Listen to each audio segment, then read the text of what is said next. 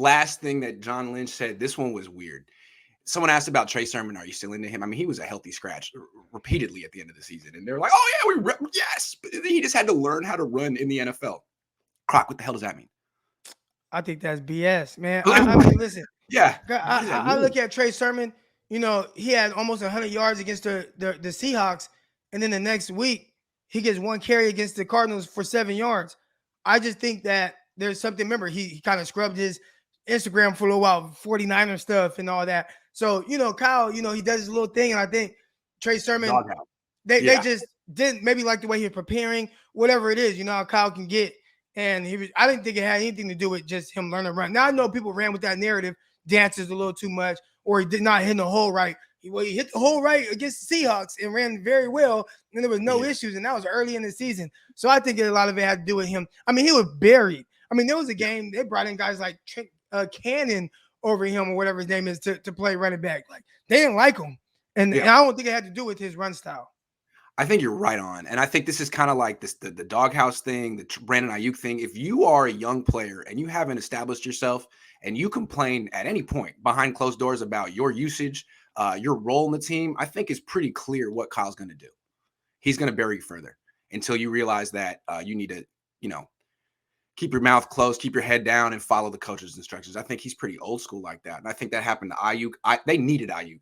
And so he got out of the doghouse. But they never needed Sermon, and I think they were just sort of proving a point to the guy. These guys are young, man, and they're still learning. And you heard Debo say it about Trey Lance, like learning how to be a pro. And that's a real thing. Like, understand the level of preparation. I remember even when I was with the Jets, and like I had to learn how to prepare by watching Revis and Cromartie, and specifically Cromartie, with how he prepared. And, first person in the building. And I go in there, do my little contrast hot tub, cold tub. I see him sitting down reading books in the ice bath, like taking an ice bath just before every day as part of his routine. Wow. Reading the book, taking an ice, like, just seeing how he prepared from, This was Revis or Cromartie? That was Cromartie. Wow. Okay. And seeing how he prepared, on a professional level, like the way, like you don't know until you see it, especially if you haven't been taught that way, and see somebody that has done it at a very high level. So a lot of these young guys, they come into the league and they've done things a certain way to get a certain level of success.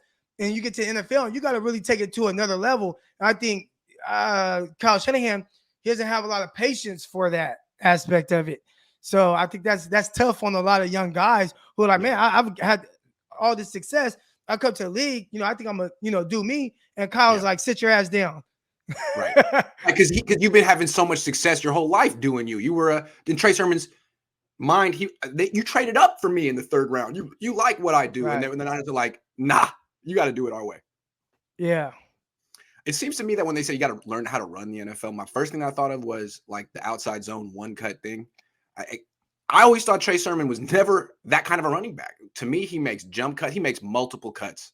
He strings them together, and he's a zone read between the tackles kind of guy who just when you think he's going to get knocked down, he stays on his feet. Like I thought he was a real good fit with Lance, and as soon as Lance didn't get the starting job, it seemed like there was no role for Trey. Even though, as you pointed out, when he did play, he played well anyway. But I thought he ran well.